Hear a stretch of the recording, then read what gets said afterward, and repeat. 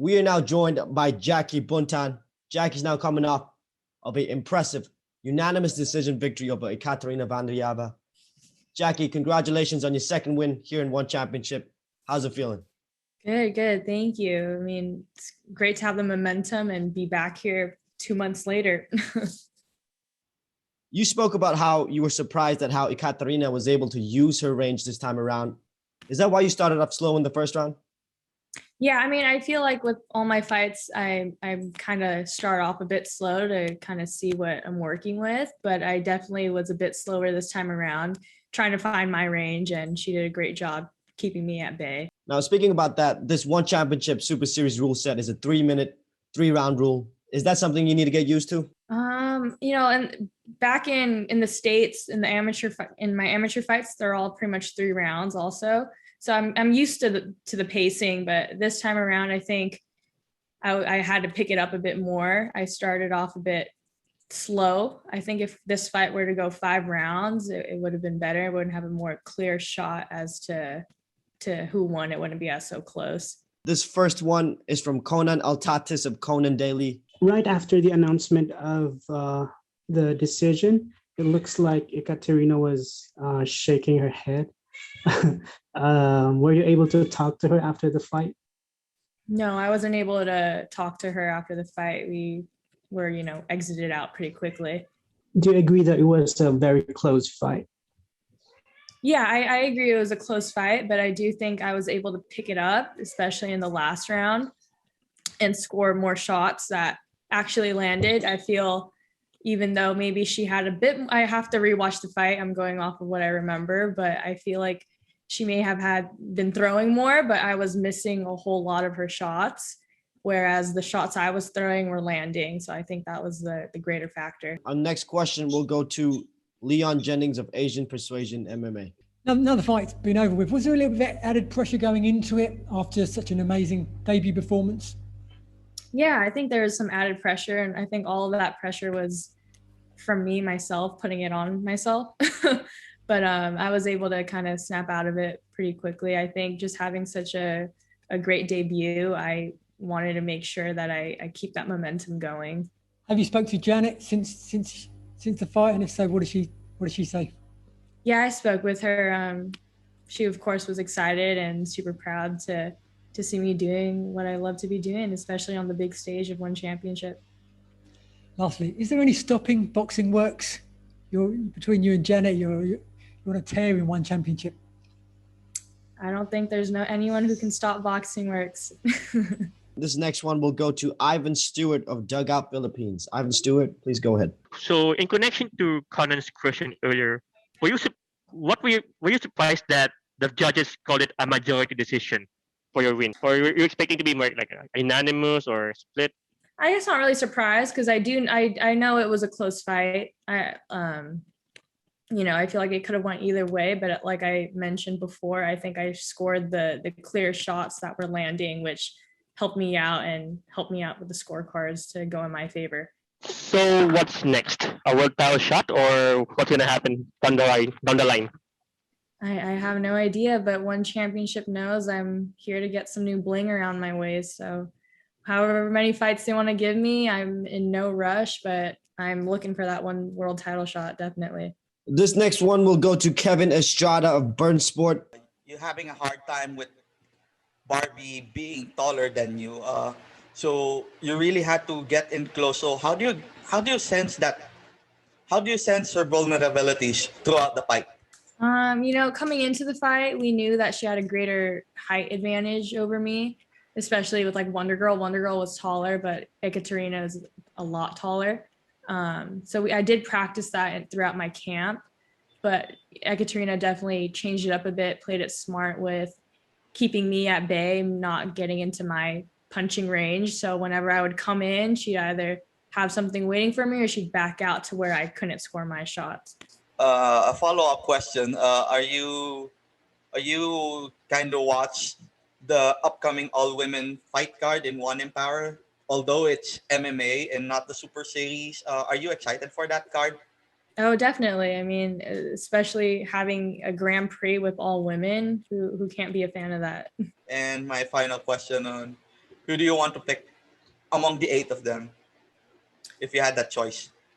Oh man, that's a good question. I think I'd have to go with Stamp. You know, she looked good her last MMA bout, and I'm a fan of hers, so I'd hope she'd take the win. Jackie, this next one is from Phil Starr. The question is this: you're representing the US, but you're also Filipino. Do you see yourself also bannering the Philippines in MMA? How does that part of your heritage motivate you to do well in the circle? I will not be doing MMA, only Muay Thai. But yeah, I mean, I was born and raised in the US, which is why I represent the United States, but I'm Filipino. I have Filipino blood in me, and my sisters and parents were all born there. So it feels amazing having the Filipino nation rocking behind me. It feels great. It definitely adds on to my confidence as a fighter. There's a large roster of Filipino mixed martial artists in ONE Championship. Do you follow any of them? I don't follow any of them. I know some of them though, but I know most of them are kind of like the MMA and the MMA game versus like the Super Series. Right. We got this next question from My MMA News. Dylan Bowker, you're up. I'm just kind of curious here with this sophomore effort here, just one where you were able to adapt and make the adjustments. Is that in a way almost more satisfying than the debut effort, just because you were able to show the fight IQ and overall ability? I think so. I mean, I can say I was definitely, I think I could say I was definitely more, you know, happy with my performance, my debut, but I was definitely also happy with this performance because like you said, I was able to adjust, even though it was in the later rounds, I was able to adjust and score more and get the win.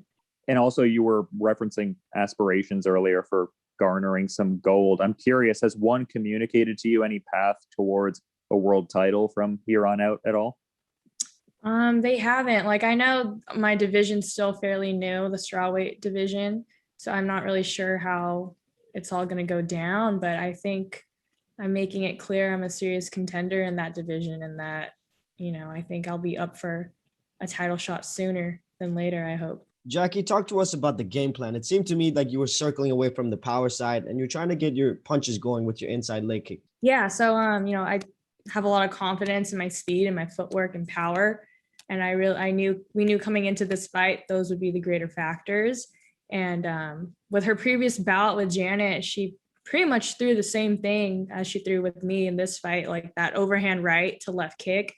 She was throwing a lot of those. So we had to make sure that I wasn't circling or going into that to my left, going into her right hand. But I think that my feints and footwork were able to get her, especially like the second and later rounds. And that kind of helped open up certain shots for me. I was still having trouble finding my range. So I wasn't landing as much volume as I wanted as compared to my last fight, but I was able to adjust and get a little bit more up close towards the end of the rounds. Yeah, talk to us about what your coach told you towards the second and the third rounds. It looked like he told you something and you really picked it up from there. Yeah, he was actually referencing, he was just saying, you got to go Rod Tang on her, you know, Rod Tang style, just like guard up and just go straight in, you know, because it was very close. So I'm a counter fighter, a technical fighter. I don't really do that too much, but I knew that it was a close fight and I had to pick it up. So I pretty much had to listen to him, of course. And it's funny, like, of course he knows what he's talking about, right? So that definitely helped me out, just being able to rush in with my guard up high and score my shots. Your team Boxing Works has found a lot of success recently. Can you talk us through the whole process? When you get an opponent, do you go through film together? And then when you spar, when you train together, do you specify for that one opponent? Yeah, definitely. So like I mentioned before, I don't really like to watch too much tape on my opponents. I just think I'll get too much into my head and overthink. But my coach will probably he'll definitely send us some of their previous bouts. And if we want to watch it, we can watch it. He, of course, watches it all and he comes up with that game plan. And then we work together. We're like, okay, look, he tells us this is what's going to work. I know it's going to work. So we pretty much work that throughout the whole camp and make sure it's coming out and the times it's supposed to come out, especially during sparring. Talk to us about the whole amateur scene in America where you and Janet Chad herself are a big part of. Do you guys still actively help out in that area? Yeah, I mean, as of right now, there's no amateur fights going on in California due to COVID, but they're starting to open up in different states in the US. So a lot of people are able to get work out in the tournaments. And we have one of my teammates, actually, she's competing in an amateur tournament later this week. So we definitely love to always help out the amateur team and other amateur fighters outside of Boxing Works, because we were them, you know, before. I got to ask you about your training partner, Janet Todd. You guys seem to be very close. What's next for her? Have you guys talked about it? We haven't talked about it. I know, you know, she's looking for that Muay Thai belt, which I believe, I don't know yet, but I believe she'll be up for that shot soon, given her last win, which was a fantastic win.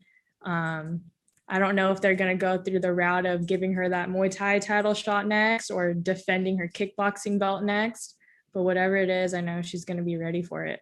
Talk to us about this travel situation that you got to fly in. You're flying back to San Diego. Is it San Diego where you guys are based? Los Angeles. Los Angeles. Has it been hard to get over that jet lag when you compete? Do you feel that? No, not really. It's funny, like coming here, I'm able to adjust fairly quickly. It's always like going back home where I feel like a zombie. I get super jet lagged when I go back home to LA, but coming here to Singapore, I'm able to adjust pretty well. I don't really have problems with it. Big victory for you. How do you celebrate it after this win? I ate some brioche French toast. That was the best way I could celebrate it, especially during a quarantine. All right. One more question before we let you go. When you get home to LA, what are you doing? Oh man, I'm just gonna have a chill day. I know I arrived back Saturday night, so just in time for Sunday brunch. I live by the beach, so I'll be able to walk my dog with my boyfriend and just have a Sunday where I don't have to worry about, you know, my diet or training or recovery. I could just sleep in, eat, and be a homebody. What's the first thing you're gonna eat when you get home? Oh man, you know, being in California, I've been craving tacos. So tacos are definitely the number one thing I'm gonna get when I land back.